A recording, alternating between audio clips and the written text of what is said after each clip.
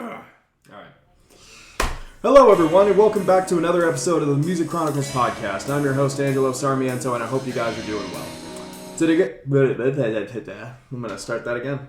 That's good. I thought that was gold. Yeah. Yeah. But today I'm joined once again by my good friend, my bandmate, lead singer of our band Submit Thy Will, Shane Holminez. How you doing, man? You just wanted to do that. You just wanted to do that? I'm good, yeah. I mean, it's fitting considering like how dog shit that intro is. But yeah, no, it's all good. Yeah. It's good to be here. Yeah. At my own house. At your own house, yeah. Yeah. No, it's been nice. We've just been, hanging out and really just chilling, not doing a whole lot. I mean, Yeah, got done with work yesterday and got done with, everything we both needed to get done with. And then got together and hung out, and we've just been chilling ever since. Yeah. Went to a new restaurant today. Yeah, that was just okay. It was just okay. It was fine. It was alright. It was perfectly fine. Yeah, but I'll probably try them again before I make a final decision on them. Yeah. Do you need to, though? I don't need to, but, I try.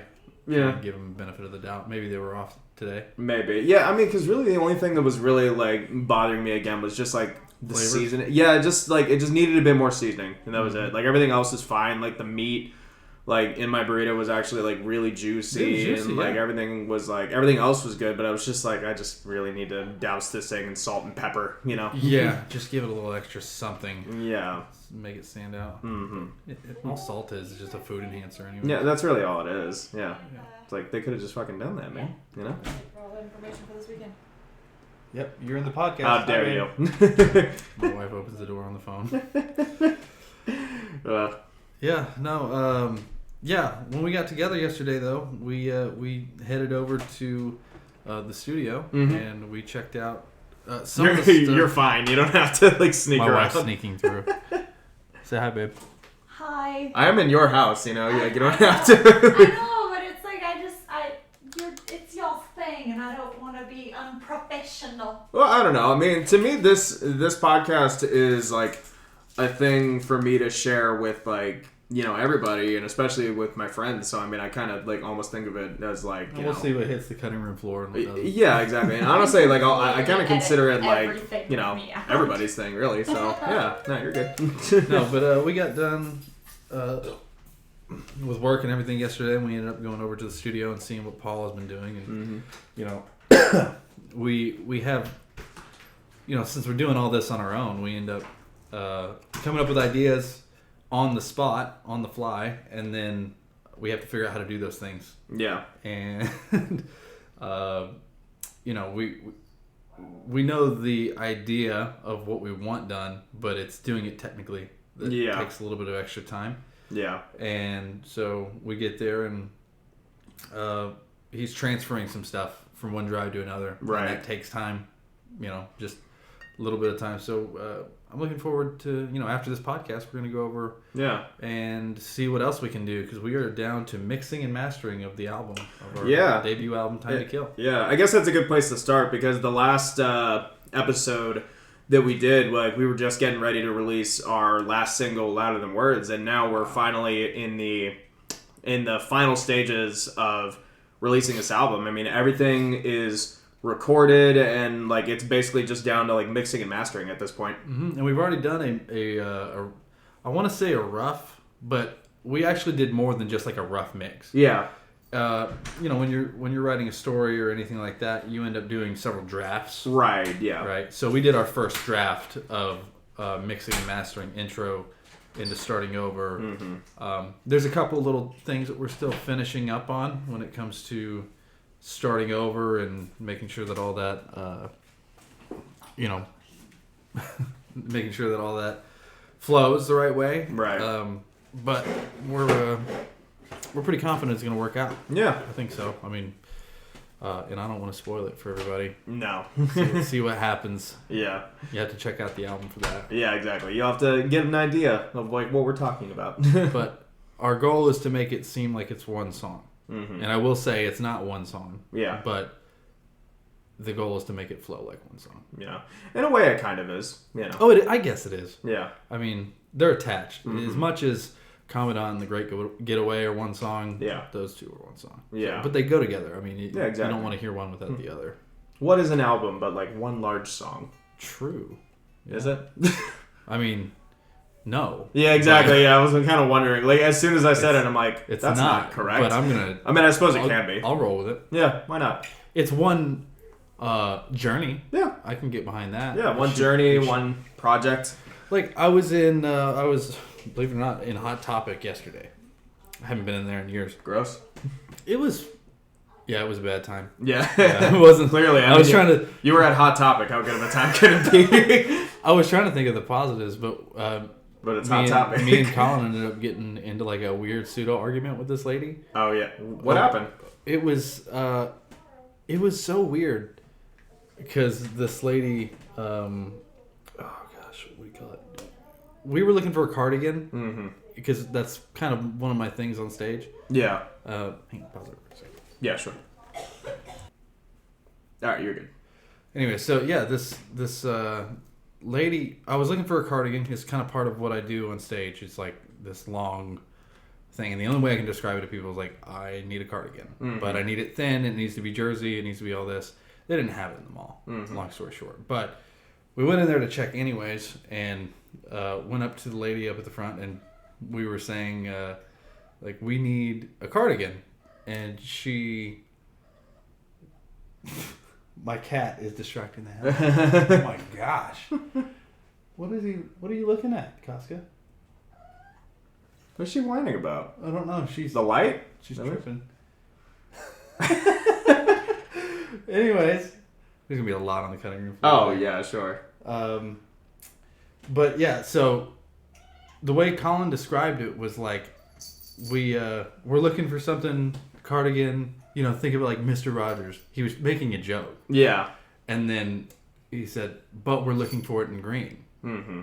And then this random lady who was not involved in our conversation at all was like, excuse me, he wore red? You tell him, Casca. Are you kidding me, Kat? What are you looking at, man? Do you hear her? I hear her. Are you picking her up? Yeah. Well, I don't know if it's picking it up through the mic, but I can hear her. Well, yeah. Let me see. You. Oh my gosh. Get out. Get out. Get out. Yeah, it's gone. It's gone. It's so stupid. That's fine. We can move on to something else. You know, we can kind of like, catch people back up on what we're doing. So, I mean, like we said, we've been, we're in the final stages of our album, mixing and mastering and all that. And no, it's been really cool. I mean, it's our very first album that like we're going to be releasing, which is fucking huge because, I mean, this project's been a long time coming, like even before I was involved.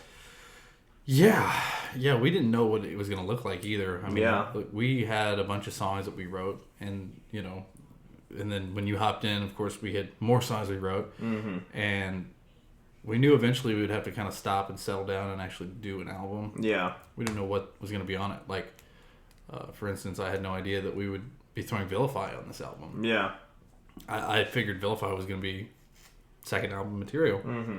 Yeah, just because it was like a later song that we ended up writing. And I guess we had this idea in our minds of like, obviously the first album should only be comprised of songs that we wrote early on, and then all the later shit we can save for later, Yeah. Ended up not being the case, because, we're planning on, like, even on our second album, one of our earlier songs is going to be on that one. A couple of them. Yeah. Great Getaway is going to be there. Yeah, that's kind of the main one that I was thinking of. What are some of the other earlier ones? I guess I kind of consider Rotten 1, 2. I guess.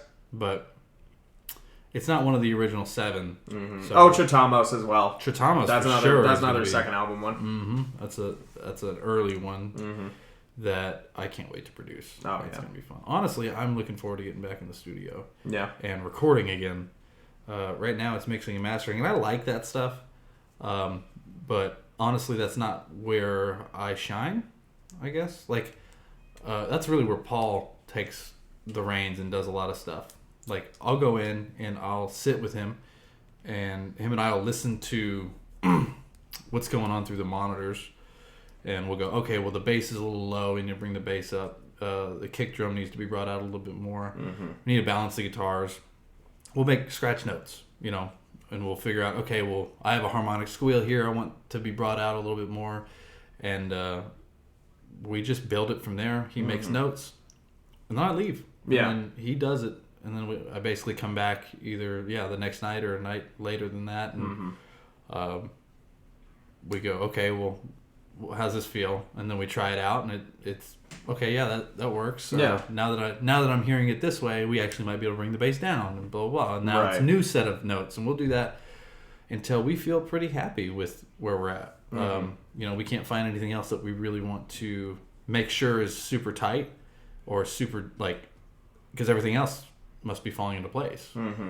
And so then I leave and I'll come back and it's done, and then we'll master it with a couple of masterings and try those out, take them out to the cars, take them out to computer speakers, put them in headphones, listen to them however we can, and see how well the balance is. Yeah, it's a pretty extensive process, like just the production side of it alone. I mean, that's not even to mention us having to put all these songs together, arrange them, write them, flesh them out, until we're mostly happy with it, at the very least, Yeah,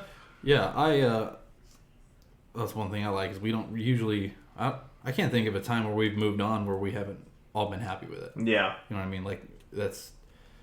It's a big deal that we're all happy with. Yeah. And I only say mostly just because, I find that even songs that we may be happy with at the time and we're ready to move on, we may find little parts here and there whenever we play them over and over again that we may want to adjust a bit or try something. There's one section of intro for sure that I play just a slight bit differently than the way I recorded it. Okay. It has a lot to do with just some chugs and following your bass kicks. Yeah. On the recording, there's one section of it where I just kind of open up, but when I play it live, I'm chugging with you the whole time. Yeah. So it's just little inflections, things like that. I'm not too worried about because it's the integrity of the song is what we're looking to maintain. Yeah, exactly. And I think we do a really good job of that. Yeah. I mean, these songs sound. I can't wait to release this album because it's going to show all the hard work and dedication we've all put in for as many years as we have. Yeah.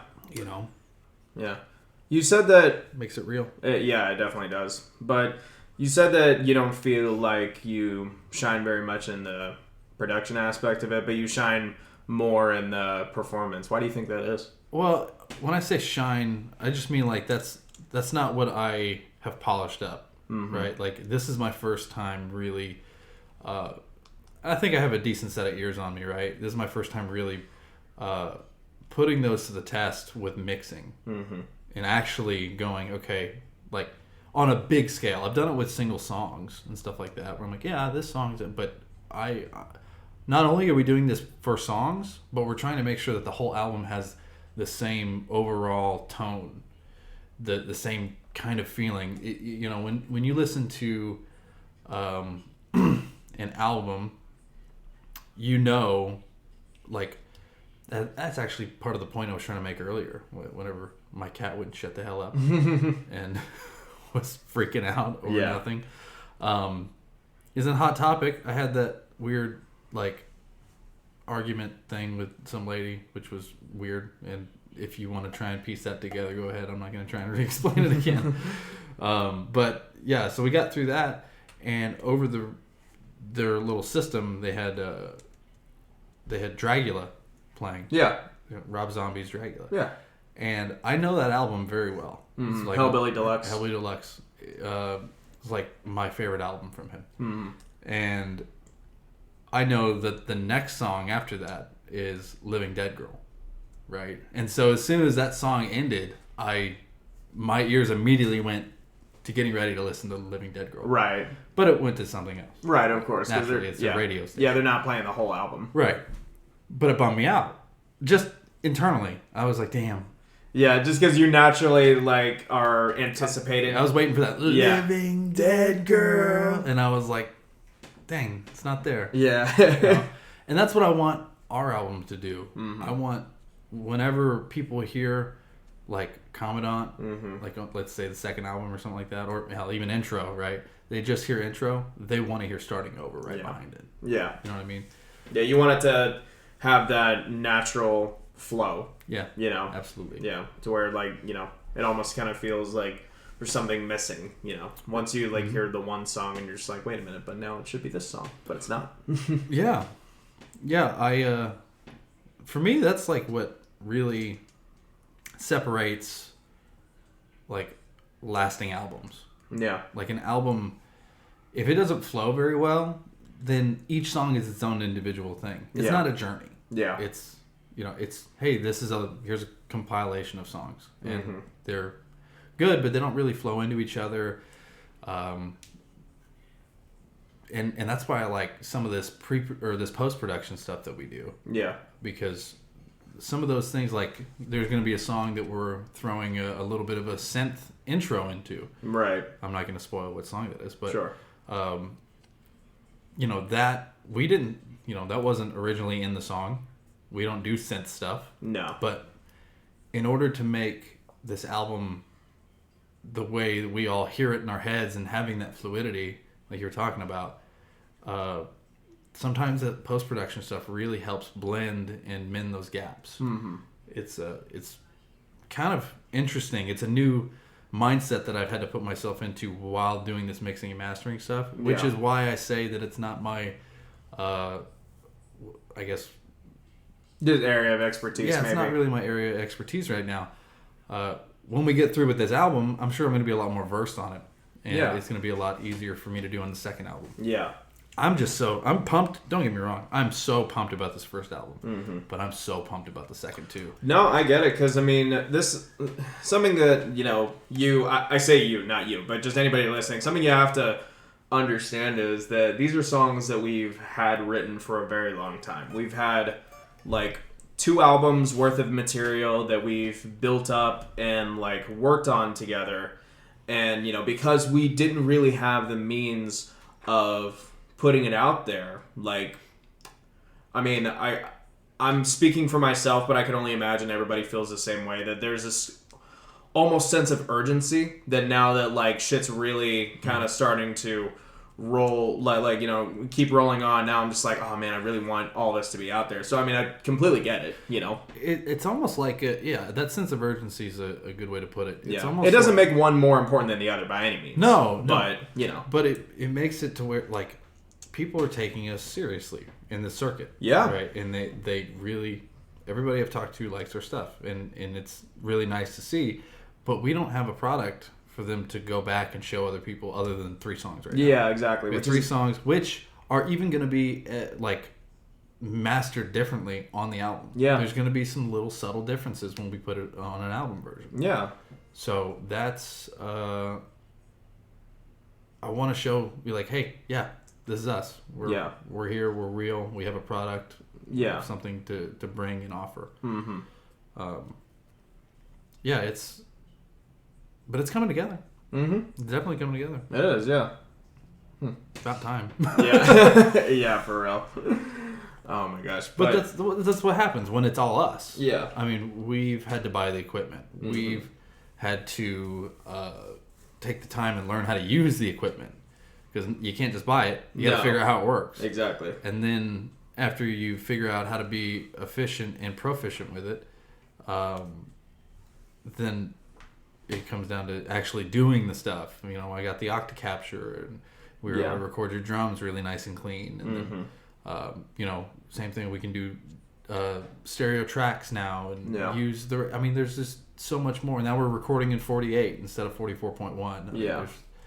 There's little things that go into this that the average person just won't get unless they've done it. Right. You know, it's really its own culture. Yeah. And it's nice too, like, going back to what you were saying about, you know, kind of feeling like we're being taken more seriously. I mean, now that we've played our fair share of shows in the in the Houston metal scene, and now we're getting some recognition by other bands. We've been able to talk to them a bit more, get to know them, and kind of really feel like we're becoming part of this community. Absolutely. Which is something that's really nice, because it's something that I guess I never really thought about before. Like, I just, whenever I met everybody in the band, I just wanted to join a band just because I had never been in a band before at that point, but I Right. never anticipated like any sort of like a really deep community sense, because there really is. Yeah, Yeah. I feel like it's something that like people don't really know about or think about, like when it comes to these little, I don't know, just these. I mean, again, just these communities that we Well- find ourselves in. And it's crazy. It's very underground. It is. It's like if you were to ask me about local metal bands or local bands in general within the Houston, Huntsville, College Station area, I would name maybe one. Mm-hmm. And that was, I'm saying maybe. Yeah. But now it's like I look around and I'm like, how do you guys not know these bands? Yeah. You know what I mean? Yeah. Like, wow, you haven't heard of Wellborn Road? Yeah. Wow, you haven't heard of Relevant Saints? Or Surrender Stella, or like, Closure, or like any of these Yeah. bands. Yeah. These bands are so a part of our lives now. Yeah. Hefe and Yeah. all these dudes. Riot the Witness, Mhm. you name it. We're making friends, and not just friends, but I mean, it feels like family when we're all together. Yeah. It's cool. It's not like you have to. It's like the family that you don't have to. Like, but you don't have to check on all the time, but you see them at like family reunions, and your family reunion is shows. Yeah. Hey man, it's good to see you. Yeah, exactly. And you get to catch up. Yeah. And it's such a loving community. Oh, it really is. Yeah. Everybody cares. Yeah. And it's something that I feel like the average person wouldn't really, think of, given the style of music and it being a bit darker and a bit like kind of more aggressive. But people don't realize, it is just, at the end of the day, it's just a form of expression. That's really all it is. Yeah. But there's a deep sense of like, when you find like-minded people, who enjoy similar things, it's like there's just something really like cool and really special about it. Magical. It is, almost, yeah. In a weird, like, palatable sort of sense. Yeah, Like it is. you can feel it when you guys all come to when we all go into whatever club and we all see everybody there, and you all know, man, that guy's standing right there at the front of the stage, looking up at the person that's on the stage. Yeah. That dude's a great guitar player, or that guy's a great singer, or whatever dude these guys shred on the drums. You realize that they're truly supportive, and they really want to see the people that are on stage in their element, because that is also their element. Yeah. It's not a selfish mentality. No. It's a supportive mentality. Yeah. And that's why whenever I go to these shows, like, I want to be right up there at the front. Yeah. Like, that's my way of supporting you.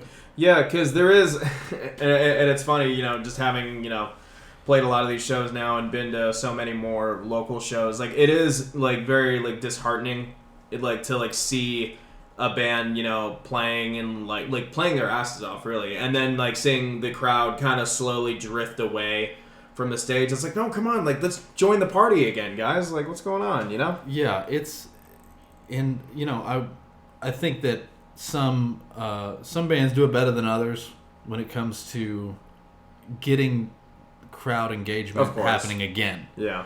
Because when you start losing a crowd, you have to figure out, okay, well, is it because we played the slow song or whatever, whatever it is, but you have to figure it out right then, and you got to Right. figure out how to fix it. Yeah.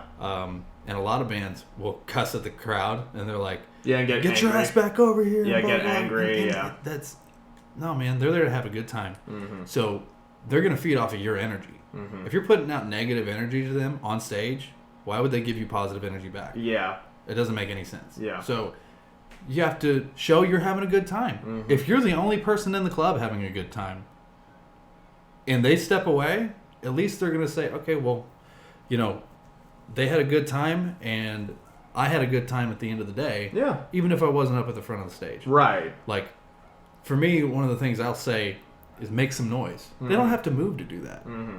They can sit at the back of the bar and they can make as much noise as they want. Exactly. Yeah. You know. But then it comes down to proving it. Mm-hmm. Like, you know, proving that you can keep that energy going. Yeah. A band that does that very well, Welburn Road. Yeah. I can't stress that enough. Those dudes have great energy on stage. Mm-hmm. They And definitely do. I went to see them last couple weeks. I saw them at their past couple shows. Yeah. I mean, they're consistent. They kill it every time. Yeah. And you know, Scott is a great front man, and he knows how to get that crowd involved. And they have a great fan base that follows them around. Oh, for sure. That's not something you see a lot. No. That many loyal people that will come from College Station to Houston Yeah. just to see basically the same show that they've seen a bunch of times. Yeah. You know what I mean? Like but it's the energy that they bring. It's not. Yeah. It's always a great time, and just like Yeah, I mean, it's just one of those things. Like, I don't know how to put it into words. Like, unless you're just there, Right? you know, like it just feels like you're partying with your bros. Really, that's honestly. Yeah, it feels Yeah. like family. Yeah. You know? And when you and I went to the Crowmonger show, Yeah. man, that was such a fun show. Mm-hmm. I mean, and I didn't even know it was their last show until we made it. I didn't either. Yeah. And you know, talking with Hefe. Yeah. I wish we had a camera. We're both wearing their wristband right now. Yeah, literally the Crowmonger wristband. Yeah. But I was talking with Hefe about it, and he was like, "Yeah, we're gonna have a bunch of people up on stage with me, and blah blah blah. Yeah. You know, all their friends from the circuit Yeah. that you get to know over the years becomes family. I mean, that's one thing I really, and I think I shared it even on our Submit Thy Will Facebook. Mm-hmm. But Bullet for My Valentine, one of my favorite bands, are still playing in dive bars. Yeah. Did you see that video? Yeah, I saw that. I thought that was so cool because the last video I saw, they were like at Hellfest or something like that. Yeah. I mean, they're a big time Touring band. with Ginger. And, Yeah. and Played big festivals, like stadiums, you know? they were at a place that was probably smaller than the 19th hole in that Probably, video. yeah. You know what I mean? But it was a packed house, and they had a good. I mean, their drummer was sideways. Yeah. He couldn't even face the crowd because it was such a small area. Yeah, there just it wasn't a wasn't enough room. stage. It wasn't even a stage. It was a corner. Mm-hmm. That's a huge deal to me because, you know, I don't see myself ever wanting to go away from some of these stages we've played. Yeah. You know, regardless of whether we make it or we don't make it. Mhm. Like, these are, like, Acadia is one of my favorite places to play. Yeah. You know, and BFE is super fun. It's Mhm. one of my favorites as well. Yeah.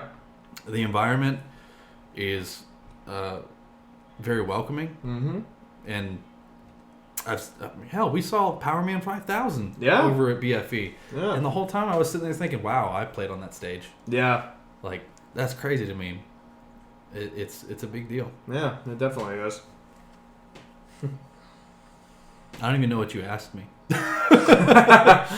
I think that started off with me asking you about. About the production process and like why you don't think you shine as well. We just fucking went off on that.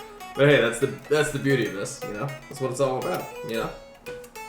Then, like, my questions don't really matter so much as long as it, you know. As long as it goes somewhere. Yeah, as long as it goes somewhere, that's all I care about, you know. Whatever.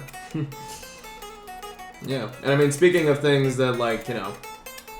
Speaking of things that, you know, we've been up to recently, we're also, you know, talk about, you know, actually getting some attention, you know, for the band. We're also, we got some film students that wanted to make a documentary about us. Yeah. So Paul puts on Prison City Film Festival every year, and these film students are, they were interns at the festival, and they got to know us. Actually, some of them helped us with our stage show. Yeah. They were stagehands as part of one of the things that they did for the internship. And Yeah, I remember that. it was great. Without Amna and everybody else, man, we and Nico, we wouldn't have been able to do Yeah. you know, a lot of the stuff that we did. So we gotta give a shout out to them. Oh, yeah. And you know, we're doing the Bat Festival that's coming up. Yeah. And there was talk about a bat documentary. I think that they actually have accepted, and they're doing. Oh, really? Alongside what we're doing as well. That's awesome. So, and that's how everything got started. And then somehow, some way, the talk of a Submit Thy Will documentary came up, Mm-hmm. and I was like, well, I mean, Yeah. if you guys, yeah, sure. And for the past couple of rehearsals, we've had Jeff come and he's been directing this thing and been sitting in on the rehearsals, and we've done little interviews here and there. Yeah. I think they want to go and ride with us to like a guitar shop or something like that. That'd be cool. Be kind of a good thing, Yeah. Maybe we'll do another Southpaw trip or something. Yeah. That'd be fun. Yeah, that'd be fun.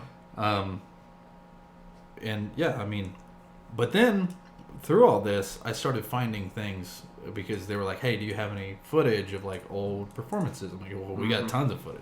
Yeah.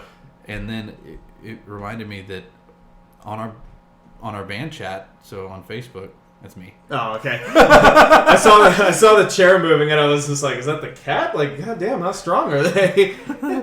No, it reminded me that on our band chat, which we've had literally since the beginning of the band. Yeah. I mean, we never. It's not like we. The only reason I have Facebook Messenger. Yeah, I think Andrew as well. Yeah. But we have our first performance ever Yeah, we do. on there. Yeah. I mean, even Long before me or Andrew were Yeah. even a thought in y'all's mind. it was just like a friends and family get together thing, and that's going to be in the documentary. Yeah. We should. I've also got. I'm pretty sure this is on the chat too, but we also have my audition jam with you, Josue and Anthony on there. I feel like Really? Yeah. I didn't see that one. Yeah. I'm pretty sure it's on the chat. But yeah. Huh. Yeah. Be something to. Was that when we did a Nirvana song, right? Yeah, we did. We Was were that in Bloom? Yeah, we were. Yeah. Whenever I auditioned whenever I auditioned for y'all, I mean, I'm pretty sure I talked about this on the first episode of the podcast. But yeah, I mean, we were just jamming songs and finding out like what everybody liked, and I said I like Nirvana, and I wanted to play in Bloom, and we all kind of learned it together and like jammed it, and I've got video of that on the chat. I'm pretty sure I do. Man, we definitely need that as well. Yeah. They're definitely gonna want that. And who knows how long this documentary is gonna be? I mean, it might be a documentary short. It could be 20 minutes. It could be a full-fledged hour and a half. Could be just a short compilation of us like making fun of each other. There's gonna be a lot of that. There's gonna be a lot of that. Yeah, I mean, who was it? There part was of the band. There was somebody. I don't remember who it was, but there was somebody that was like trying to give you advice about being in the band. It's like, look, y'all have to make fun of each other, and you were just like, trust me, we've got that covered. I can't remember who it was. Yeah. Yeah, I wish I could remember who it was too, but like somebody like tried to ask me about that. At one of our shows, I'm sure, like just you like chatting with like somebody else that played. I feel like that was Lawler from Relevant Saints. Oh, was it? I want to say it was. Me and him talk. Whenever I see him, me and him talk quite a bit. He's a great dude. Yeah. Hell of a drummer. Yeah. Relevant Saints is doing a lot. Yeah. These days. What have they been up to? Oh man, I mean they've been doing all kinds of shit. It seems like every time I get on Instagram, I'm seeing like a Relevant Saints thing. Right. Literally earlier today, I saw like their singer was like, "Hey man, I'm just recovering from the last show, and if you haven't seen our show, come check it out." I was like, "Man, that's cool." Like, right. You just woke up or something. Yeah, I get it. But yeah, man, there's so much going on, and then we have those big shows that we have coming up, like Terra Fest and and even the acoustic show that we've got coming up, Bad Fest. I mean, that's even for an acoustic show, it's a bit different than what we've been doing, previously. It's way different, especially because we made the last minute decision to have you bring your drum set. Yes, we did. I'm very happy about that, mostly because I'm gonna be able to play harder. When it's I'm just, not. when it's just your cajon, we all kind of have to. It's the cajon, so we're trying to keep it mellow, Yeah. to where we don't like drown you out. now I'm having to play hard so I don't get drowned out. Yeah, pretty much. And luckily, y'all will be plugged up. But still, either way, like I definitely need to, practice playing a bit lighter and trying to make some adjustments to my kit, which I have been doing, and it's been fun in its own way. Yeah, you sent me that picture. I'm excited to see it because I never see your kit look like that. So. I know, yeah, and that's why, and that was another reason why I was excited to have my kit for this in the first place, because I don't know, like with our shows, I feel like I really need my kit to be consistent in, just the way it is, just because I need as many pieces to play with, really, because it's like a fucking high, high energy like metal thing, so I need more toys. Absolutely, yeah. But because it's we gotta get a giant bell. Exactly. I'd be down.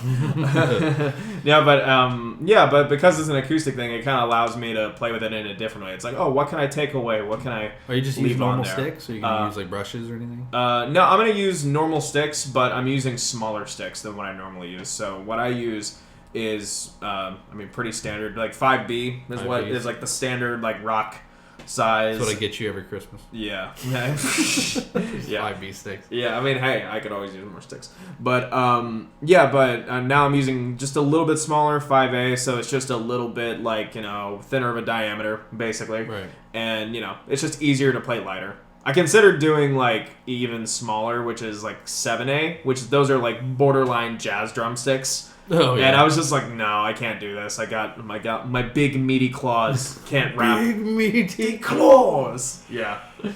But it's been nice. It's been giving me not a reason to practice, but it's been giving me something new to practice. Yeah. Which is playing quietly, and that's just really trying to control as much as possible and still feel like I can be in my own like pocket and in my own groove while holding back a lot, which has been kind of fun. Yeah. And it's been a nice challenge. Yeah, man, speaking of challenges, my freaking guitars. Oh, yeah. It's been taking a shit on me. Yeah. Like crazy. But why don't you talk about some of those problems? Well, if you go back and you look at any of the shows where I've actually played this guitar, my Les Paul, it's an Agile, it's great when it's plugged in. Sure. Right? Just hard, straight up plugged in. But whenever I have my wireless setup hooked up, some reason my input doesn't. Sometimes it'll just not work. Yeah. And so I've had issues with that. And then I've had, with my Floyd Rose, with my Schecter, I've had so many issues with the saddles stripping. It's crazy. And then I found out through some research that those Floyd Rose specials, the metal is like, I guess, cheaply made or something. Sure. And that's a problem that a lot of people have, where it'll strip the inside of the saddle and then you're not able to tighten your block. And I've already gone through, I've gone through two full things, or one full thing of saddle blocks, and then I replaced them again, and then I got another thing, and I've already used one of those. Yeah. Just trying to keep it alive. So I'm thinking I'm either I'm just gonna get a whole new Floyd Rose bridge and stick it in there, or I might get a new guitar. I know I'm gonna get a new guitar here soon, regardless. Yeah. I really wanted this ESP LTD, like this just killer looking Les Paul, and I'm just still kind of up in the air, trying to figure out which one I need more, because I know that we do some chirps and some tweets on the Floyd Rose for some of our songs. I use that Floyd quite a bit. Yeah. Dive bombs and all kinds of stuff. But that's mostly it. I don't use my whammy like a whammy bar, really. Right. I use it for little things, inflections and different things like that. Yeah. Just our style calls for that. Yeah. But I'm trying to figure out which one I want. You know what I mean? Like, that's where I'm stuck, because I know I'm going to be spending quite a bit of money on a new instrument here soon. Yeah. And, I'm not made of that shit. So No, yeah. So I've got are any of us really? Not yet. Not yet. No. But I got to figure out which one I need more, or if I'm able to get that LTD, if I want to try and replace that bridge and just keep the Floyd I have now as my main. First of all, man, Floyds are a pain. They're just a pain in the ass. Yeah. Can you explain why that is? Because, one, there are probably going to be, listeners who won't really understand, what that is. Like people who aren't guitarists. And since I'm not a guitarist myself, right, I'd also really like to know, because I don't really know what the difference is between having a Floyd Rose and not. So a Floyd Rose, the whole reason that it works is because like half the guitar is cut out of the back, and there's some like 2 or 3 big springs that are holding tension to your bridge, right? It's pulling it in to itself, right? You have to counteract that tension that's from the back that's pulling it this way with tension pulling it this way from your actual strings. Right. So you have to find that perfect balance of, okay, well, here's the gauge strings that I want to use, right? And you have to always use those same gauge strings because those will have the closest, it's the same tension. Yeah. Right? Whenever you put those strings on, you'll have the same tension across the thing. And then you have to set it up to whatever tuning you want it to be in. Yeah. Right? So the tuning we play in is drop C sharp, right? And so you have to set it up to where the tension on the back springs is set up for 10 to 52s, like mine. I go 10 to 52s, drop C sharp. Yeah. And if you go 10 to 52s standard tuning, it's going to bring your bridge, and it's going to be like this. It's going to be at an angle where you want it flat, you want it flush. So there's all that, and it's not that big of a deal. It's not that hard if you have equipment like a good Floyd Rose that works well with you. Right. If you have a crappy one, like I've been dealing with, then you have to Mod Podge a bunch of like different saddles together. Yeah. And I'm pretty sure, look, I'm no guitar tech, but I'm pretty sure that all those saddles are specifically made for specific strings. Right. But if one of these saddles keeps dying out and I have to keep replacing it with other ones, then you've got like a low E string and a high E saddle. Yeah. So and it could be that way vice versa. I mean, it's like a Frankenstein sort of thing right now with me. But so there's all that goes into it. So your string tension has to be a certain, it has to be the same across the board. Every time you change your strings, it has to be the same. And you have to counteract that with the springs in the back. And then you have like string trees, which I don't have any on this guitar that I'm holding, but there's like the bar that goes like right across here. Oh, okay. Okay. And that's the string tree. And sometimes if that nut isn't like pushed all the way up, or like the string tree isn't pushed all the way up on the screw, and then you tune your stuff, and then all of a sudden it settles, well, your stuff's all out of tune and stuff. It's crazy. Yeah. All of that so that way you can not just bring your bridge up, but you can also bring it into the guitar. And that's where you get a lot of those squeals that we do. Yeah. Those high pitch, That's all because of the Floyd Rose. It's all because of that Floyd Rose. It's just a lot of maintenance. It's a lot of work. And also it makes it to where you can't just tune your guitar. Like this, I can just...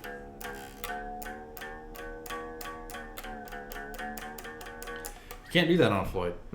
Like you're lucky if you can like get it a half step up. Right. You know what I mean? And you're using fine tuners for that.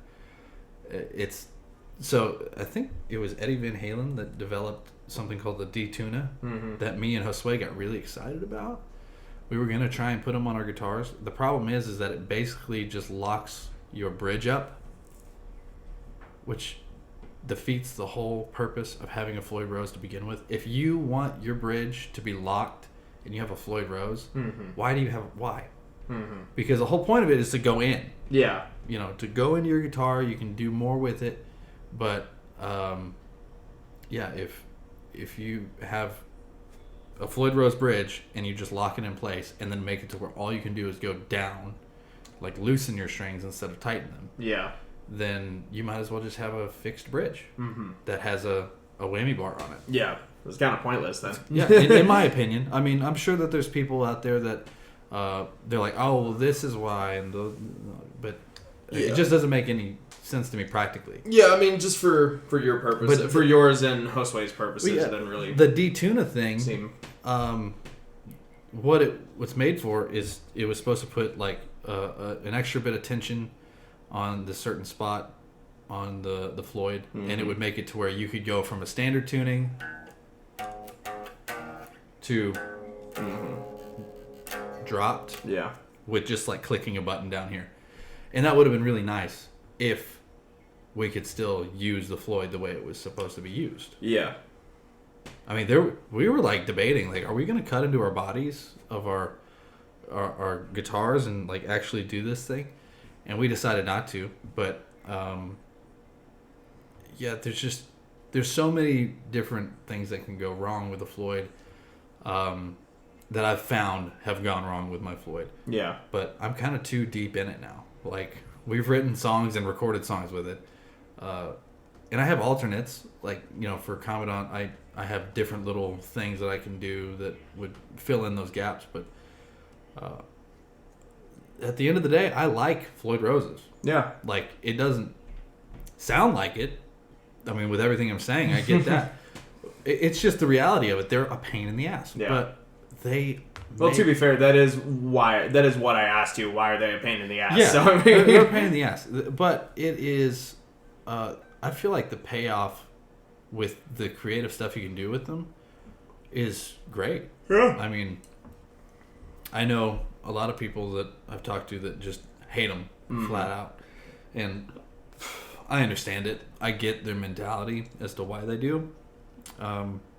Even agree with them on certain points that they have, but you know, I just like them. I mean, just because of the style of music that we play, and, you know, they work very well for whenever they are set up. Yeah. And the strings are locked. Some of the benefits of it definitely outweigh the struggle. Yeah.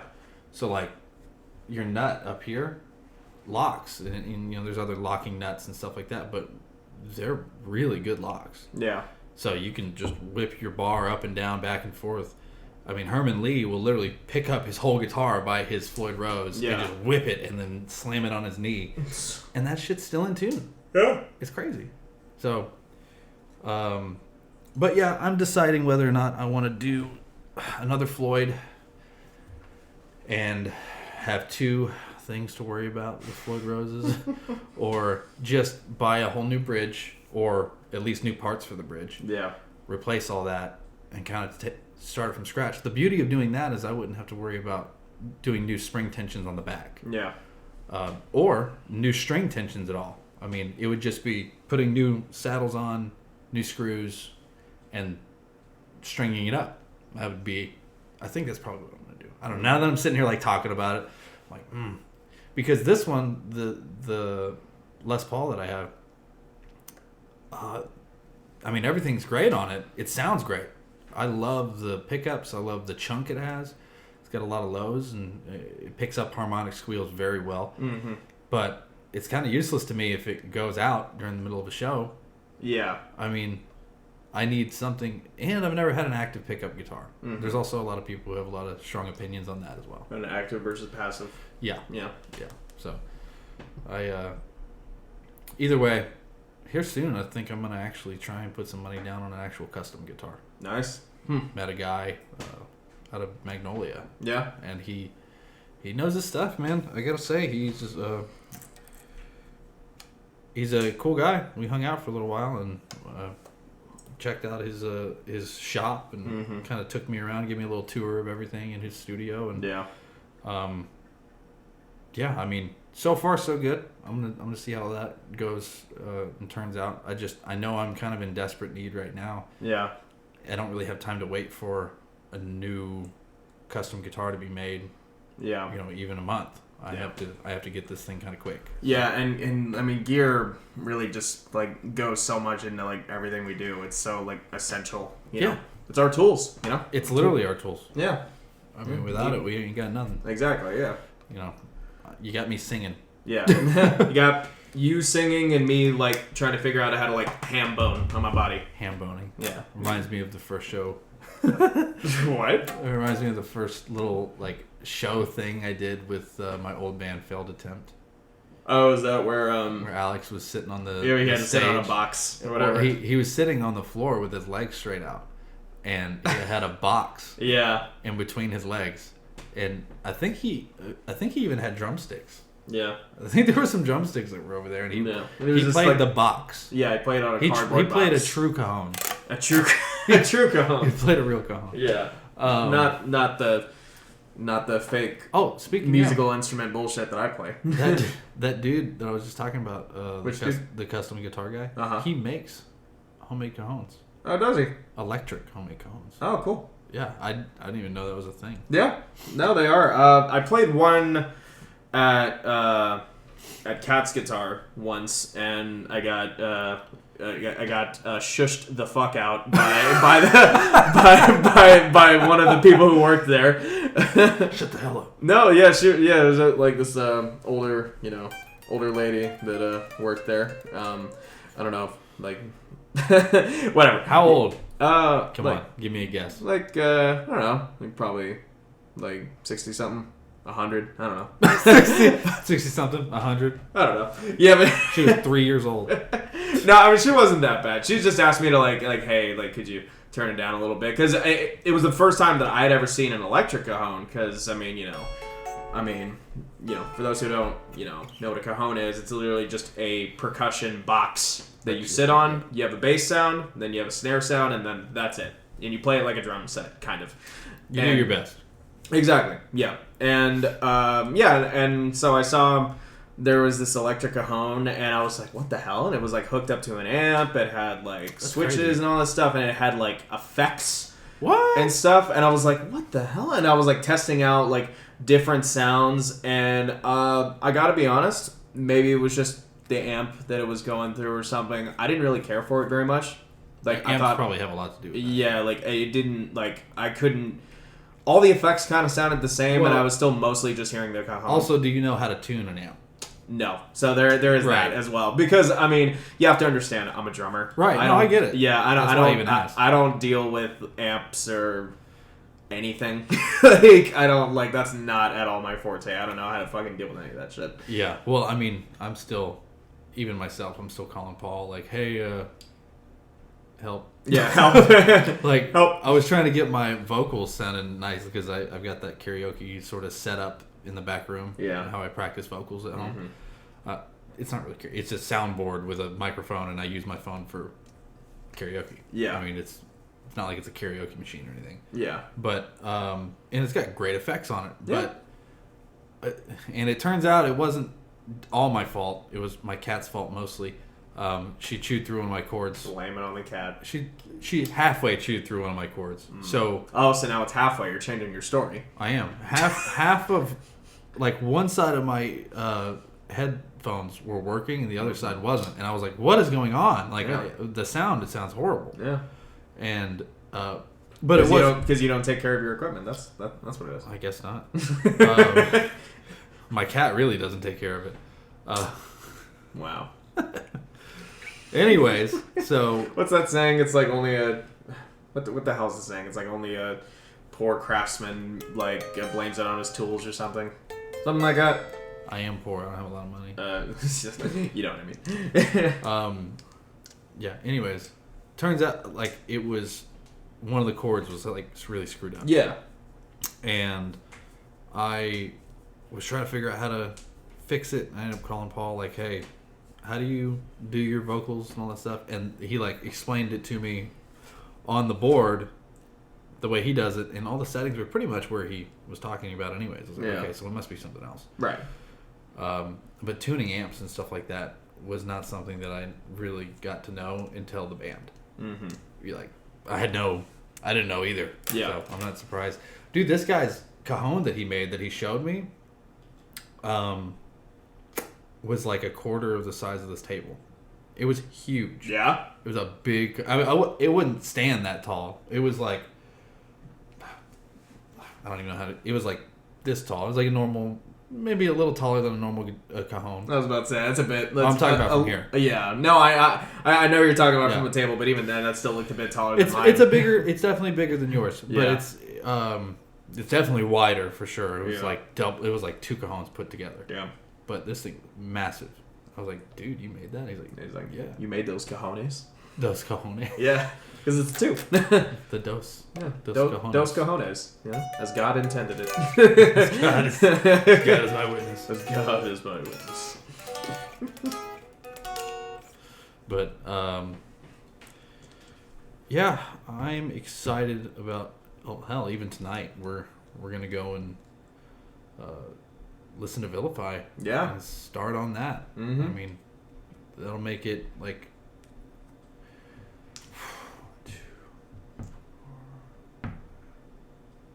This will be song 6 that's mixed Mm-hmm.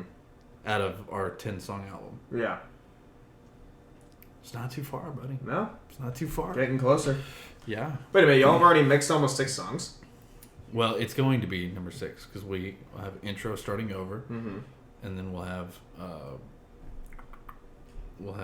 Viper, Oh yeah. and we have Louder Than Words. Then maybe it's 5. Oh, okay. It might be 5. I was about to say, like, what else have y'all mixed? Like, I don't remember that. Like, honestly, I didn't even think about the singles that were already out. I was just thinking of, like, you know, what, as far as I knew that y'all had started on, which I thought was just intro and starting No, over we're- by extension, you know? No, I mean technically this is going to be the halfway point Yeah. Oh, wow. of mixing dude. the album. Yeah. Oh my Of course, we're gosh. going to go back through it and we're going to do a second draft Yeah. mix. But Of course, yeah. Gotta double check everything. yeah, I mean, yeah, we're getting close. Yeah. We're a lot closer than I think everybody really kind of realizes. Yeah. Dude. And we're gonna drop a full fledged album. Hell yeah, and man. I'm still wondering if, because we planned on doing another 10 songs for the second album. At least, but yeah. this new song that we have been kind of touching on. Yeah. I think. Hey, as long as we don't end up writing a third album's worth of new songs, I mean, who's to say that it has to just be 10? That Right, it it doesn't. can add No. 1 or 2 more. Absolutely. Yeah. So who's to say? We'll find out when we get there. Yeah. I'm still thinking about that concept sort of album thing we talked about. The Yeah. story album. Yeah. I've got cool ideas swimming around in my head for that. Oh, have you already started on that? No, I haven't. I haven't officially started on anything. Yeah. But I just mean getting ideas. Oh well, I mean, I have a whole list of ideas. I have a whole phone full of riffs and That's things we true. can use. But I really think that we need to sit down as a band and come up with that together. Yeah. We're trying to tell a story, and Mhm. it's supposed to be one that can last as long as we last. Mm-hmm. Who knows? Who knows Yeah. how many volumes we'll do? Yeah, I mean, that'll be an interesting, it'll be an interesting experiment for sure. Because, I mean, it's something that, we haven't really tried before. Because, I mean, all of the songs that we have written are just, how you would write any other songs. I We mean, get just- inspired. We get inspired, and then we just decide to create this, individual thing that then becomes part of a larger thing whenever you put it together with an album. And, it all just kind of works. You were mentioning, I think yesterday, that you were thinking about picking up another instrument.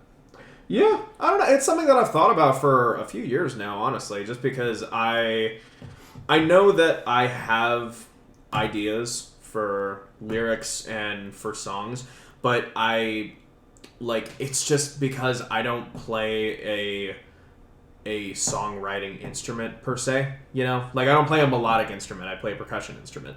Yeah, I get And that. I can't really write melodies or, whatever to that. And I've You just... hear it in your head, but you I can't- hear it in my head, but I can't really put it out there because I have a song that I've written, and I showed it to you guys like a while ago. I mean, I say a song. It's literally just like lyrics, but I mean, I got like a lot of them written down. Do you hear it in your head how you would want it to go? I don't know. I mean, it's been a while since No melody. Yeah, no, not really. I don't really have a melody for it in mind, but I just know that that I have, every now and then I'll get the urge to, get some sort of idea off my chest and express it, in a musical kind of way, but I just don't have an outlet to do that. Not really. You got that song? I do. On your phone? Yeah, I do. You pull it up real quick. Sure. Yeah. I just want to see those lyrics. We're not gonna No, go too deep into it, but yeah. I want to see those again just Yeah. while we're sitting here talking. Yeah. Well, the funny thing is because I've gotten a new phone since then. You gotta find where it's at. Yeah. So, well, the thing is, like, I saved all my stuff from whenever I transferred phones. yeah, I did too, but I kind of had to do mine in a lazy way. Like, I kind of, like, I literally just, like while I still had my old iPhone with my new phone, because I didn't have time to actually like put all the notes into my Samsung Notes now. Like because I had to like send it off in order to like do the trade-in, and so I just literally took a picture with my new phone of my old phone's like notes. So that's how I had to fucking do it. And because I'm dumb and I'm lazy, so I didn't get around to actually putting it in my phone. But I have a picture of it. So, and it's literally of all the lyrics. So, yeah, but yeah, I mean, I showed it to y'all a while ago. Oh my gosh, you really did. Yeah, I did. Yeah, you can see my hand. No, I dirty ass fingernail. Exactly. Yeah. Yeah, they were clipped in there. Can't really see that. It's like I've studied this picture extensively. Yeah, I've studied the grossness of my nails constantly. How dare you? But yeah. Oh yeah. Okay, I remember. Yeah, I showed everybody that back in the ballroom. Like I kind of read it out and tried to sort of explain what my thought process was behind those lyrics. What was it? So I mean, it's been a while since I've even like looked at this. I mean, essentially what my leg. I mean, God, it's been like almost a year since I've even looked at this. I'm like trying to even think about like what. Well, it's hard to get right in the mindset of it, but yeah, exactly. Just a exactly. pseudo idea. Yeah.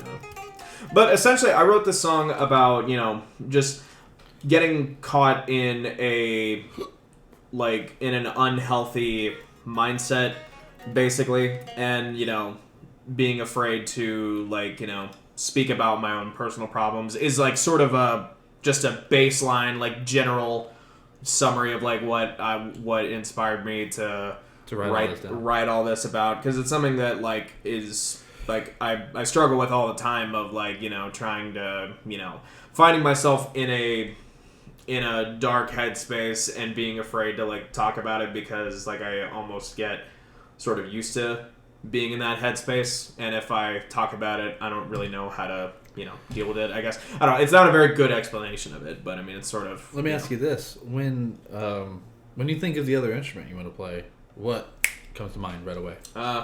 I mean, it's really two, guitar or piano. Guitar or piano? Yeah. Or guitar and piano? Either, Either or both. Because, I mean, obviously I can teach you some guitar stuff.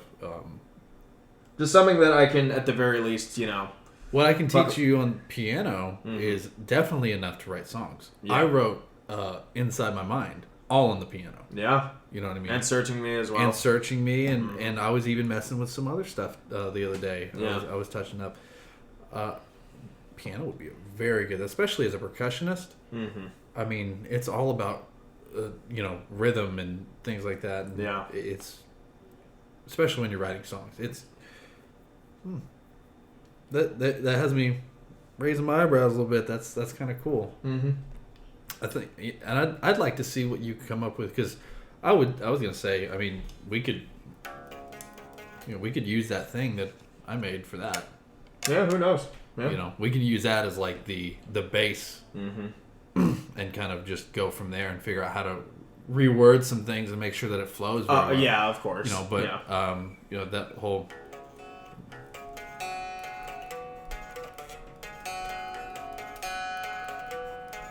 That thing. Yeah. Might fit good with that, but it is a really cool riff. I do like that. I don't want I don't want that to be the thing that we use just because it's there. I want whatever it is that you had in your head to truly be the thing that comes out with that song that you just showed me. And I think the best way to do that would be learn a couple of chords and learn how to recognize and do some chords on the piano, and then just have fun with it. Yeah, that's all I did for Inside My Mind, and that song is in like C sharp. Yeah, like I wrote it on the piano in C sharp. Yeah, which because I knew I was going to bring it to you guys when I got home. You already like prepared it. You're just like, may as well make sure it's in the right tuning. But whenever you play on C sharp, you're playing on a lot of black keys and stuff like that, which people try and avoid. And black keys to me are they're just other notes. Yeah, I mean, that's all they are. They're not anything special. They're just they're just another part of the piano. Yeah, so that's all it is. Yeah, I'd like to sit down and show you a couple things if you'd be interested in that. Well, yeah, of course I'd be fucking interested. It's the number system is really all I got to give, but it's definitely enough to do exactly what it is you're talking about doing, which is just having enough in your arsenal to where you can make songs, full-fledged songs too. Not even like, oh, this is kind of like you can make, because I think on album 2 there's talk of maybe a secret song that I'm not going to mention what it's going to be on this. You know what it is. One that's already been written on the piano, but we're gonna do it as like a secret track on the second album. So you're gonna have 2 versions of that song. Yeah, I know what you're talking about. Yeah, on that album, and I'm not playing piano on it. I mean, I might have like a little cameo thing where I play the intro, but it's gonna pick up, and I'm gonna see if Paul. I think he's already agreed to it. Yeah. He wants to play. Oh, and he can, like... He's one of the best piano players I've ever met. He can fucking rip on that thing. Are you kidding me? He's going to make it so pretty. Yeah. You know? And he's got such great piano sounds. Yeah. You know, I can't wait to really... Because it's going to be like that piano ballad vocals with the big cave reverb and... Oh, it's going to be... Even talking about it, I'm like, I can't fucking wait. I've tried a couple times to sit down and really do some stuff, but it's not going to be until we get closer to that he's really going to... And also we have that one bridge copywritten, which we have also talked about bringing into the electric version of that. Oh, yeah. That's true. It'd be kind of fun. It would be, yeah. I mean, if nothing else, just to see, you know. Yeah, how we would work it in. Yeah. I mean, it's copywritten. It's good to go. No reason not to. Yeah. So we talked about the Bat Fest a little bit. We got that new show coming up as well in November. Rusty. Oh yeah, Rusty's birthday, man. Yeah. Big old Welborn Road manager Rusty. Yeah, man. That's gonna be fun. Yeah. We're gonna have a good time. He's a great guy. Yeah, he is. His family's awesome. Yeah. His wife's super cool. Yeah. And he introduced me to his son last time that I saw him in Bryan. Oh yeah. Yeah. Yeah. I mean his son reminds me a lot of me when I was that age. Oh really? Long hair. Just yeah. They're happy to be there. You know what I mean? I grew up in bars and stuff like that with my mom. Yeah. So it was cool to see. That's the next generation. The next generation. Yeah, it's fucked. Aren't we supposed to be the next generation? No, we're past that at this point. Yeah, we're too old. Not quite, but old enough to look. You know, I'm old enough to understand what it's like to be, to have to get off the phone in order to get on the internet. Right. You know, things like that. No cell phones, drinking out of a water hose, sort of thing. When you're playing outside. Yeah. Not allowed in the neighbor's house. Yeah. I don't know why, but like just saying that like made me think of like I don't know. It's almost like I don't know if it's really a joke necessarily, but like it's like, if you ask somebody their age, it's like, how old are you? And then it's like, oh, old enough to know better. You ever heard that? Oh yeah. Yeah. And then I think about that and I'm like, Jesus, what's that like? You know what bothers me? I wish is whenever people like young kids are like, how old are you? And they're like, age is just a number. I'm like, oh my god. Age is just a number. No, it's actually not. It's not just a number. There's a big difference. Yeah. It's like that Ben Shapiro thing. He's like, why aren't you 60? Yeah. You can't just say you're 60? Yeah. You can't just answer my fucking question. How old are you? Oh, I'm 20. Well, why aren't you 60? If age is just a number. That's funny.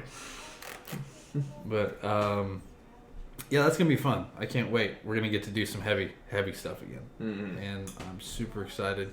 We're gonna have to, and it's Rusty, so we're gonna have to hit him with Rotten. Oh, obviously, he loves that song. I remember the first time we played that for him. Yeah. Like, first of all, going back, we're gonna have to end up going back to Wellborn Road again because why not? Those dudes are so like, and I think they even mentioned this about us in one of their podcasts. But support, on the Cobra Cast podcast. Give a shout to another podcast. There you go. Yeah.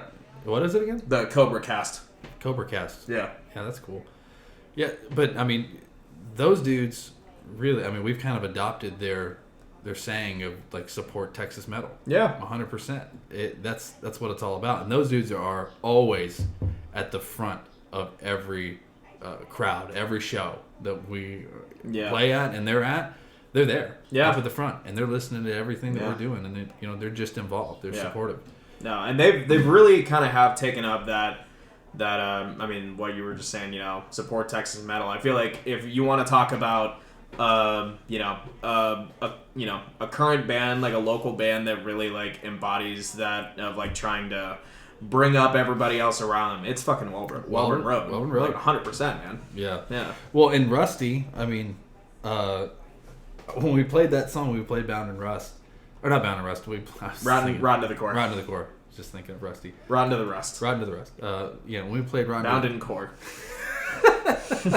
We played Bound in Crust. Rotten to the Crusty Core. I saw his eyes get super wide. Yeah. He was like, oh, wow. Okay. Yeah. Like, this is heavier than what... Because we didn't play that song. That song is mostly screams. Yeah. It's one of the heaviest...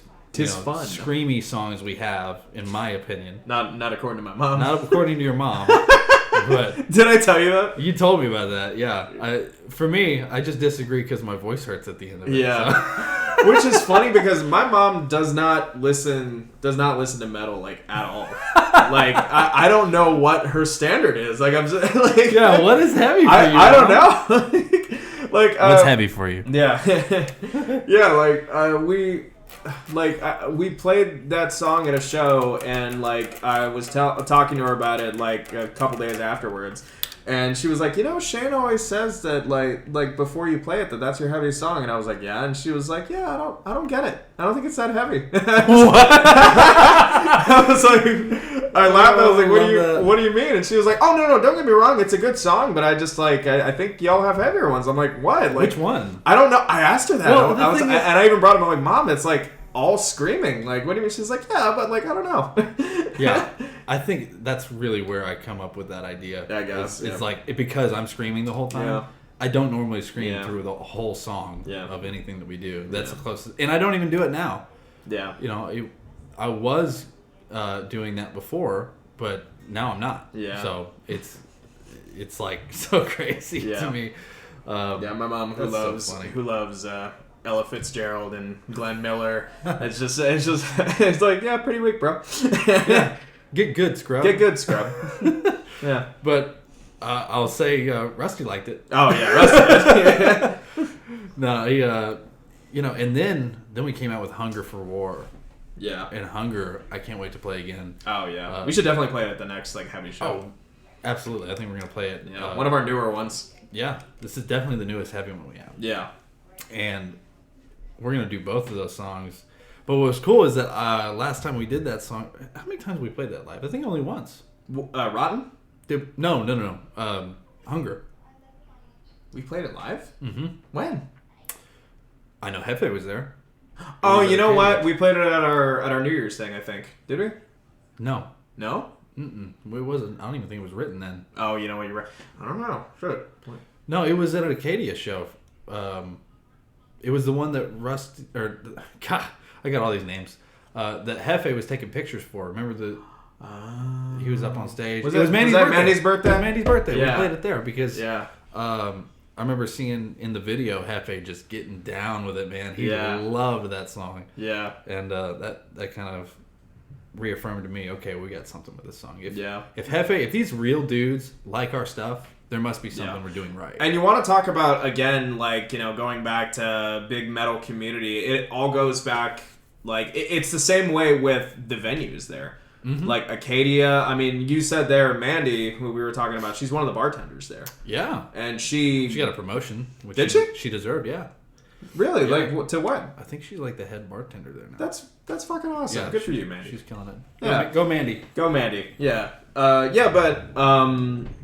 it all goes, it's not just with bands, it's with the venues as well. Like, they're incredibly supportive, and they had, like Mandy, one of their staff, like, she had her birthday party, like, at Acadia, and she invited a bunch of rock and metal bands. And she to wanted play us there. to headline. She wanted us to fucking headline, dude. That's crazy. Yeah, and then Hefe, who's in God knows how many bands. Like, Oh, yeah. Like I kills think it. Pinche Gringo is like the number one. That might be his main band now. Oh, is it? Yeah. Okay. Yeah, but he was there and like, taking pictures for all the bands as well, and like that was super cool. Oh, he's He's a great photographer as well. a great photographer, and he's like a staple in the community. Yeah. Like, if you know Hefe, I mean, when he walks in the room. Yeah. You know what I mean? Yeah. His presence comes in. I'm not changing my Facebook profile picture for a long time because that like is like one of the only good camera shots that I have of like me at a show on the drums. It's a great picture, yeah. And it was so much fun too, like getting to play, for her birthday, and like, I remember like we were doing our last song, Omaha, and like Hefe was giving Mandy a piggyback ride up on stage, Yeah. and they were just jamming with us. It And was fucking great. she rubbed Josue's sweaty ass head. She did. And then she rubbed it all over the top of his hat. Yeah. All over Hefe's hat. Yeah. And she's riding his back. Yeah. It was so funny. Yeah. I mean, I don't notice any of this stuff until after I'm watching the footage. Yeah. But, that's something I do, and I've actually kind of gotten back into again. Like watching our shows. Well, yeah, because I'm trying to get back in the mindset of like, okay, we're about to rev it back up again. We're about to hit the stage again. Honestly, I need to do that too. Yeah, it's worth it. I have a couple of shots of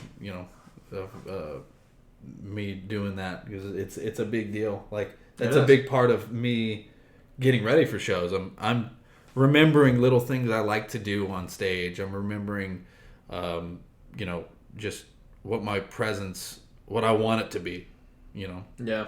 That's why I was out trying to buy new clothes and got in a fight with somebody over at Hot Topic. Oh yeah. It wasn't even a fight. It was just like a weird back and forth. A weird disagreement about the color of Mr. Rogers' sweater. And nobody was even disagreeing. We just were saying that it was I'm looking for a cardigan like Mr. Rogers in green. but it's green. Yeah, and she's like, his cardigan's red. And I was like, well, it's a sweater, first of all. Yeah, first off, don't correct me on my Mr. Rogers knowledge, motherfucker. That man practically raised me. How dare you? Man, that was a good movie that they came out with. Which one? A Beautiful Day in the Neighborhood. Beautiful Day in the Neighborhood. Did you see that? Was it the documentary or the Tom Hanks one? The Tom Hanks one. No, I never did. I saw the documentary. That was very good. Dude, you got to see the Tom Hanks one. Yeah. It is.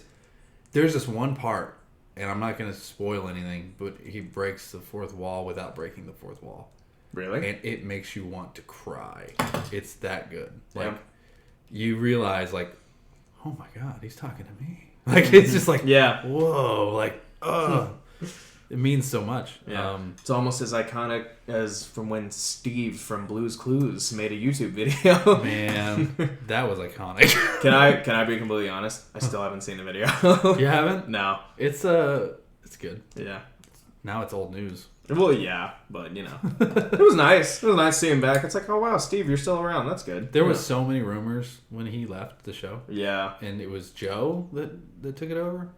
I can't remember. I think it was. I it was genuinely only rember like Steve. Like I don't remember Steve? any of the other ones. Steve. But yeah, no, there was rumors like in my school. Yeah. Whenever that happened. Yeah. And it went from Steve to I think Joe. Yeah. And it was like Steve went to prison. Oh yeah, I remember that. Yeah. You heard that? Yeah. Like Steve is like, yeah, he was like yeah, he was a fucking junkie and he like went to jail or some shit. I heard what that the he was diddling kids, like And weird like, what stuff. The fuck? Steve, no. And it's like, oh no, he just left. Oh no, he went to college. Yeah. In the show. Yeah. And then it was just he wasn't there anymore. Yeah, that was it. Yeah. It was like so anticlimactic. Yeah, like people thought like he got fired and was just like suddenly off the show. It's like, oh no, they actually explained like why his character left, and as it turns out, dude just didn't want to do it. It's like, okay, cool. It's something like that. I can't remember all the details, but yeah. Yeah. I love how so stupid. I love how weirdly obsessed we can get about certain things from our childhood, even when it's stuff that we're technically too old for. You know what I mean? Yeah. Where it's just like, whoa, what the fuck happened to Steve? And meanwhile you're 17 years old from Blue's Clues. What the hell happened? Give me another 10 years. Yeah. 27 years old saying the same stuff. Exactly. Yeah.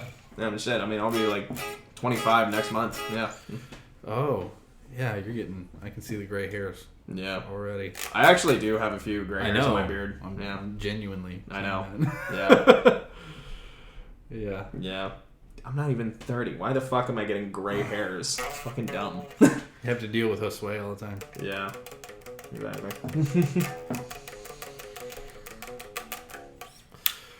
Yeah, man. I'm just excited. I'm pumped for everything we're doing. Yeah. And I think we say this on all the podcasts of just I was literally just thinking about that. There's so much that we do and blah, blah, blah, and we're doing so much. But it's because things just keep happening. Yeah. We keep getting news that keeps getting dropped. Dude, think about this December show we're doing. I mean, the Richie Ramone from the Ramones is going to be there. Yeah.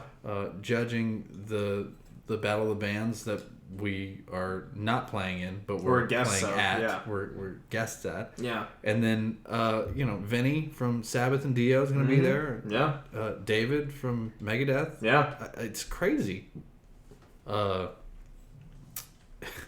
it was funny. I was playing D&D yesterday, and the guy who runs the shop, Fat Ogre, out there. I think it's in Spring or wherever. It's off in 1960, I think. Wherever. Yeah.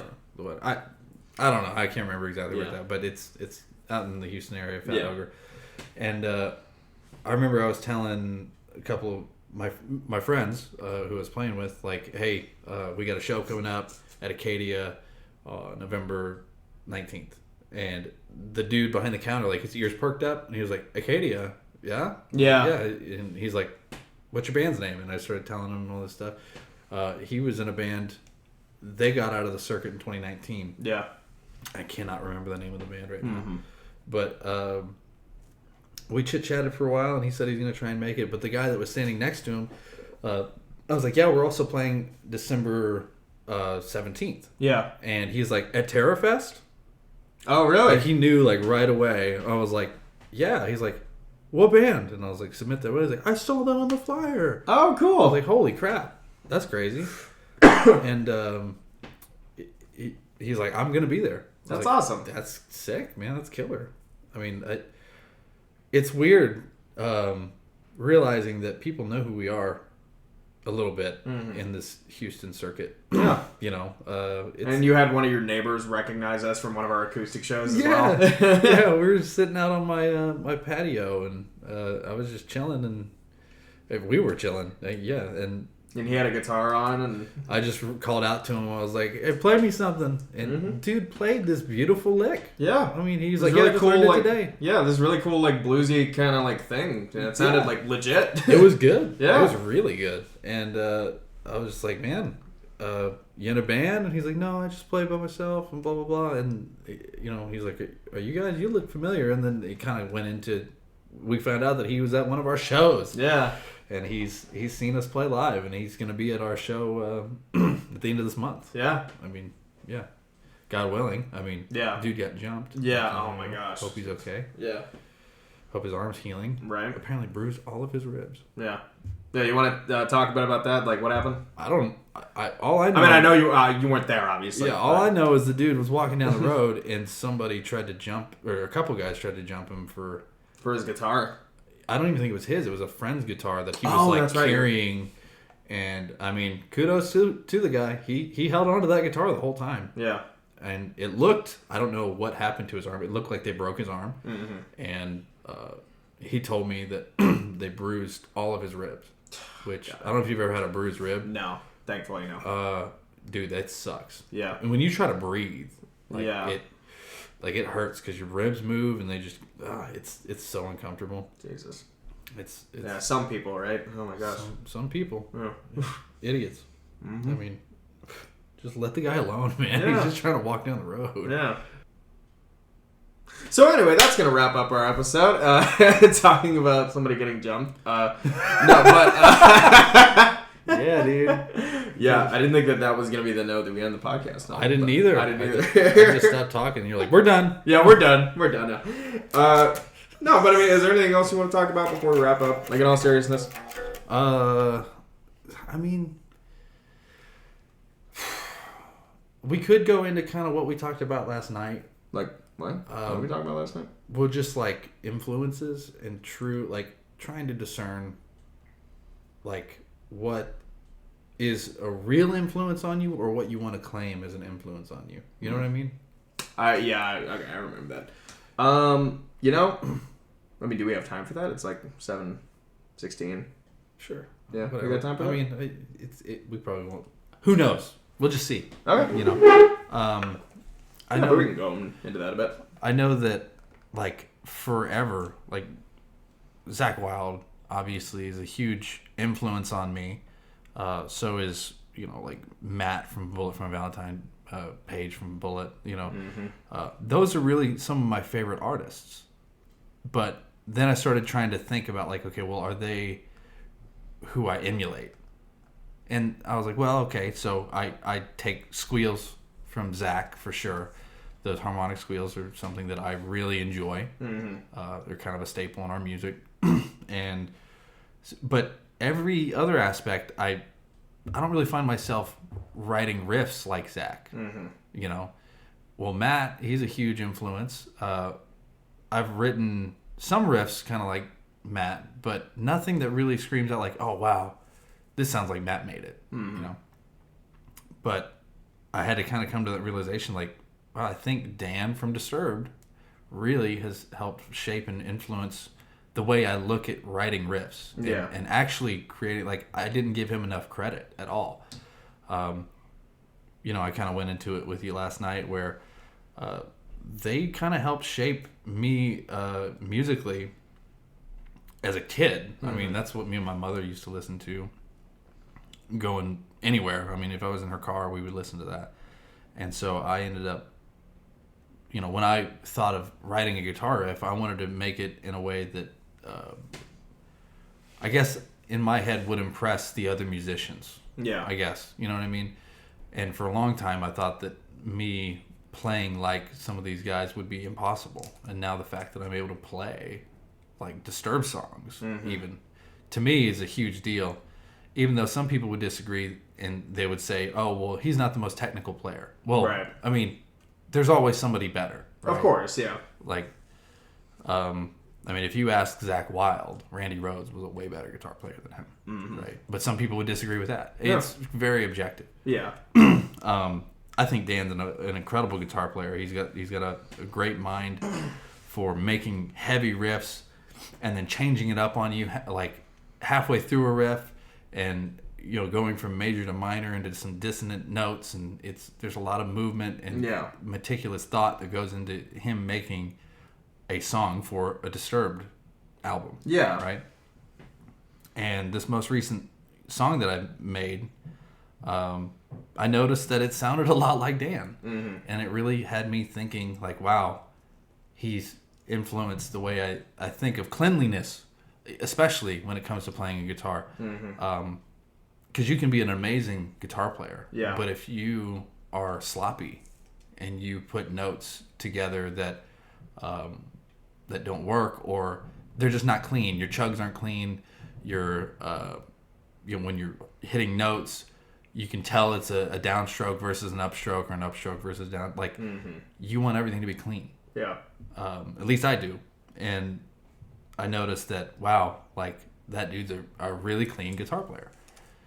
And that means more to me than somebody who can just shred like crazy. I mean, it's very impressive, and especially if it's very clean shredding. Right. But people who just throw notes together and it's just kind of just a mesh, just a of notes and like Yeah. and licks or whatever. It's just a flurry of nonsense. I don't know how else to put it. It's yeah. like there's no rhyme or reason. There's no melodic purpose. Yeah. It's just look how fast I can go. Yeah, and there's definitely something to be said about the skill that it takes to do that kind of playing, but there's also something to be said about just genuine like songwriting Right. as well, and that's something that can't be overlooked, especially with music, because I mean at the end of the day we're writing songs, we're putting them together in albums, and we're trying to create whole cohesive works of art, because that's what this is at the end of the day. Yeah. It's not about, oh my god, look how big my dick is, I can play the fastest whatever Right. thing. It's like I'm just trying to express myself. And don't get me wrong, I'm not trying to hate on those guys at all. Of course not. Yeah. I'm just talking about me personally, what impresses me the most. Yeah. Because it really does impress me how fast these dudes can do it, and Of how course. their brains work, and how they can end up like putting these riffs together in such a fast and most of the time very cohesive manner. Yeah. It's something that I don't have that skill. Right. I'm not the fastest player Yeah. at all. I feel like I've definitely tried to hone in my melodic side more than my speed, and I figured that my speed would come naturally. Yeah. And it has. It's come a lot farther.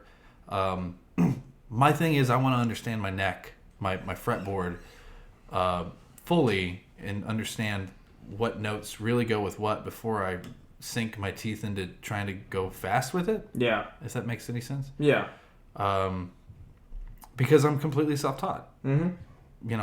I want to take everything and put it under a microscope and make sure that that's right before I move on. Right. And it's put me. I feel a little behind some of these other guitar players for sure, but In some ways, maybe. In some ways. But in other ways, you're ahead of guitar players in other ways because you've just focused on different things. yeah, that's a good point. Yeah, because I mean, obviously, and again, this isn't, this isn't me trying to make a case for, saying technical playing is like, whatever shouldn't be looked at. Like, technical playing is important, and it's something that I definitely strive to be. Like, as a drummer, I definitely want to try to be a bit more technical, but that's also no reason to write off songwriting either, because I mean, sure, maybe somebody can shred as fast as I don't know, like Eddie Van Halen or something, Right. But can they write a song? It's like, Yeah, that's a good point. yeah. It's just they're just different skills at the end of the day. And I also feel like a lot of my practice time, because it's not. I have to kind of split up my practice time evenly between guitar, and vocals. Yeah. It's because I didn't start really singing until we started the band. Mm-hmm. And I went back and I listened to that first show. I wasn't terrible, but I definitely wasn't where I'm at now. Yeah. Now I have a lot more control over my voice. I feel like I can sing any song my way. Yeah. If that makes any sense. Yeah. Like it's I might not be able to do it the way that they originally did it, but I can do it my way in a way that still sounds good. Mm-hmm. And that's that's just come from years of now doing this. But out of all the instruments that I have, my voice is definitely my youngest one. Mm-hmm. As far as how long I've been doing it. Yeah. And so I practice vocals all the time. Mm-hmm. And I enjoy it. I mean, I enjoy every second of practice and rehearsal with you guys, and being on the stage and talking with people and being in the circuit and just riding the high after a show. I mean, it is like a drug. It is. It's crazy. And it's a drug that you can't purchase anywhere. You have to put in the time and the effort to get that talent and that under your belt. And there's no supplement for it. Yeah. There's no supplement for hard work when it comes to being a musician Yeah. at all. I mean, even DJs and stuff, the guys who don't like literally make the sounds, but they have the sounds. Mm-hmm. There's a skill that goes with that over years and over time. Like people who make techno music, dubstep, things like that. Yeah. You know, if you handed me all the tools, the same tools that a guy who makes dubstep music, I would make like a basic 4/4 piece of shit beat. Yeah. You know what I mean? Yeah. It would sound like crap. Yeah. Because I don't have that skill. They put in the time and the effort to really understand those programs. Exactly. And those are their tools. Yeah. That's their instrument. So I have nothing but respect for anybody who puts in the time and the effort to really hone in their skills. Yeah. Because it's not a competition No, in my mind. That's not. I want to be supportive, and I hope other people want to be supportive. Yeah. That's kind of where I'm at with that. Yeah. I mean, that's really, honestly, that's more important than, who can play the fastest or who can, write the best. Really, it's just, we all want to bring each other up and, just do what we love at the end of the day. Well, it's like Hayden in Enclosure. Yeah. When he comes up to you after a show, what does he say to you? Lies. Lies, my Saying ass. telling me that I'm good when I'm not. No, but in all seriousness and joking aside, like no, that's again going back to the Houston Metal. Sorry, I have to do it. Going back to Houston metal scene and like how supportive everybody is of one another. I mean, Closure is a band that we've gotten to know pretty well and played a few times with now, and they're just like some incredible musicians, man. And they're incredibly young. They're young, yeah. I mean, I feel weird saying they're young because I'm not that much older than they are, but like it's just funny, just funny thinking about that. But anyway, hey man, I'm not that old, man. yeah, exactly. Whatever, man. Not that much older than me. Yeah, but yeah, no, they're just really supportive and like like Hayden, their drummer has always been super complimentary of me and of us, as well. Just like like they're always one of those bands that will like come and watch us, and it's the same with us. Like we always go out of our way to see them, like whenever like we're on the same bill. It's like no, we have to stay for them, That's the other thing. If you're in a band and you come to a show and you only stay to play, don't even come. Yeah. Stick around. Support these other musicians. Yeah. They put in just as much work as you, if not more. Exactly. I mean, these guys really, because we're going to stay. If we're on a bill with you, you can bet on it. We're going to be there. Even if we don't know you, we want to know you, and we want to see what you're bringing to the table. Absolutely. Yeah. And we want to hear it because it inspires us. Yeah. It's a huge inspiration. So, just if you come to a show, and that also goes for the fans too, man. If you're coming to just see one band, man, come on. Like just come see the show. Yeah. It's great that the band that you know is going to be there, but just know that there's other people who are just as excited that you're there in the crowd. Yeah.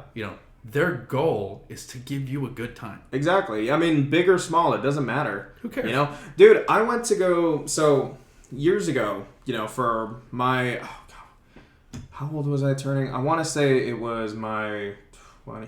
Yeah, it was my 20th birthday, and my amazing dad bought me tickets to go see the Foo Fighters. One of my all-time favorite bands. Rest in peace, Taylor Hawkins, the drummer. Yep. Amazing drummer, amazing musician. And, we went to go see them. They were playing in Oklahoma at the Box Center. It was like big freaking, venue. Yeah. And their opening band was this British band, The Struts. Have you ever heard of The Struts? I've heard the name. Yeah. So they have their biggest song is the song, Could Have Been Me. And aside from that song, I really had no idea who this band was. But, we go and see them, and they're the Foo Fighters opening act. And, dude, they put on a hell of a show. They have this really cool, like, 80s rock-inspired sound that's a bit, old school and, like, honestly sounds a bit like Queen, honestly. Nice. And their singer, Luke Spiller, dude. Killer. You want to talk about a fucking killer singer and a killer frontman and a showman? that dude is fucking incredible and check it can out. sing Queen songs like nobody's business. Ooh, that's a tall order. No, seriously, dude, they That's a tall they order. were amazing, and like I was only going to see the Foo Fighters because they were like one of my favorite bands, but like I walked away a Struts fan after that Nice. show. Yeah. And like it's just one of those things. It goes the same way with smaller shows as well. You never know who you're gonna see. We talked about the Power Man 5000 show at Right. BFE. That one band, the world over. Oh my my god. God. That chick can scream. No fucking clue who that band was prior, but like they were an amazing band with an incredible vocalist, and funnily enough, she dressed like one of the characters from Squid Game at the show. I thought that was pretty That's funny. hilarious. Yeah, I thought that was funny. But Well, there's that band Empires that I got to see for the first time whenever I went to the Grand Stafford show. Yeah. That Welborn show that I was talking about.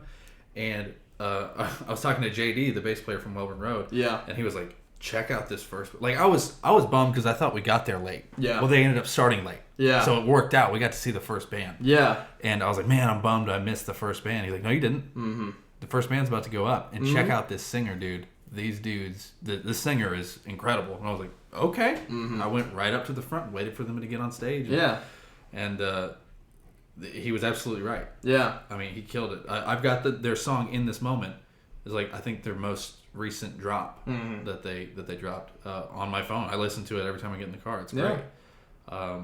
You never know what you're gonna see at these shows, Yeah. and if everybody who comes to these shows only sees the band that they know, like they're missing they're something. missing a lot. Yeah, And they're not realizing that they could be getting a lot more bang for their buck, for sure. Because the goal of that band that's on stage is to give you an experience, to have a good time, to share their energy with you. And, I understand. Don't get me wrong. It's not like I don't get that, some bands come from San Antonio and they got to drive home. yeah, Like, that is completely different. yeah, There's a world of difference between we have to leave. Yeah. Like, we have to go home. and like not even like showing any interest. They're, Yeah. yeah, It's and the difference between like you said, like not showing interest, like they're just like, whatever, I'm just gonna go home. Yeah. Like I live 10 minutes down the road. I just want to go home to my bed. Right. It's like, dude, you left, you came out, just enjoy the show. Mm-hmm. Because these guys have put a lot of blood, sweat, and tears Yeah. into making this stuff so that way you can enjoy it. yeah, That's why we do it. yeah, I enjoy music for me, of course. yeah, But the whole reason that I enjoy doing music live is because I get to see other people vibe to what we created. yeah. That's at the end of the day, that's payoff. It is 100%. I mean, money's great, Yeah, but having validation for all the hard work and effort we put into it yeah. is a huge payoff as well. Yeah, and like it reminds me of something like your boss Joel asked me in Josue this once, but like he asked us what our favorite part about playing music was. I don't know how this came up or like what. It sounds like a Joel question. Yeah, but he asked us that out of the blue, and what I told him is just that I'm never happier than when I'm on stage playing the drums at a show.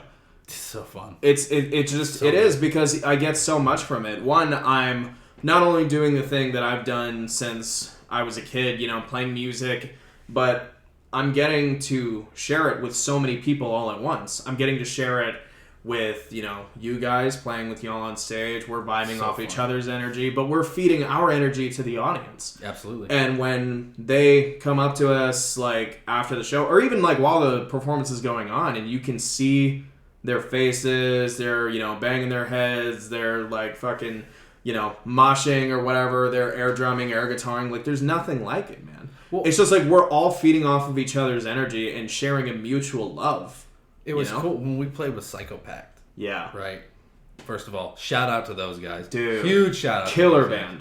guys. Psychopact's amazing. Yeah. And this was our first time ever playing with them. Like, I don't drink and neither does Andrew, right? Yeah. But they bought us a full round Yeah. on stage. Yeah. Like, they brought it up to us, and that meant so much to me because, whether you drink or you don't drink, when someone buys you a beer, that means that they they want you to understand that you are worth the purchase of that beer. Yeah. Right?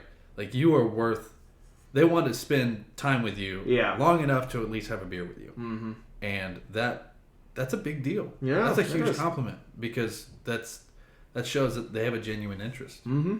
And I think that as long as people just show up, Mm-hmm. just be there, you're going to see a lot more results, I guess, when it comes to expanding your music like playlist. Mm-hmm. First of all, especially with local bands. Yeah. But understanding the love that the circuit truly has. Mm-hmm. And there's no other way to understand it. You can't get that on the Houston Metal Scene Facebook page. Mm-hmm. I mean, it's nice. There's a lot of stuff that you can share on there, but there's not much interaction. Yeah. It's a great page. I learn a lot from it, but that's just kind of a community tool. Mm-hmm. The community is at the show. The community is when we get off stage and we're hanging out with people. Yeah. And we're talking with them about what they're doing. Yeah. Because I'm very curious. I'm very interested, in what they're doing. I just want to be involved. Yeah. And the fact that we're accepted into this community with open arms, really. Like you said, you didn't really think about like what the community was before you got into it. It was just there. Mm-hmm. I expected to be a bunch of cutthroat, like, dudes who this is metal and they're all closed off and all that stuff. But when you get into it, it's complete opposite. Yeah. You can't go into it with a closed mind at all. No. Yeah. No. I mean, to me, that's really, it's the crux of it, man. It's that is supporting your local musicians and your local bands. Yeah, because we're all just we're all here for the same reason because we love music. That's it. Yeah. It's all it really boils down to. I love music. Yeah. It's all right. It's all right. It's all right. That's what Josue would That's say. what Josue would It's say all if he was here. It's all right. But anyway, on that note, I think we'll wrap up the podcast here for today. So thank you for anybody who listened. Yep. And we shall see you next time for another episode of the Music Chronicles podcast. Yep. Mr. Roger wears red. Mr. Rogers wears red. You wear green, and I'm hitting stop on the recording now.